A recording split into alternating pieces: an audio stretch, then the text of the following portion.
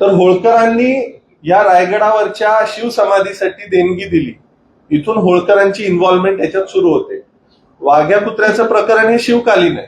आपल्याला दोन ह्याचे फ्रॅगमेंट समजून घेतले पाहिजे. होळकरांची इन्व्हॉल्वमेंट आली ती ज्या वेळेला शिवसमाधीचा जीर्णोद्धार करायचा होता, ज्या वेळेला शिवसमाधी उभं राहायची होती तिथं पुन्हा, त्यावेळेला निधीची कमतरता पडत असताना काही मंडळी जी त्या शिवस्मारकाच्या संवर्धनामध्ये इन्व्हॉल्ड होती ती इंदोरला गेली आणि तिथून होळकरांचा या प्रकरणाशी संबंध येतो. मग आता होळकरांचा संबंध येतो म्हणून त्या स्मारकाबरोबर आमच्या समाजाच्या भावना जुडलेल्या आहेत.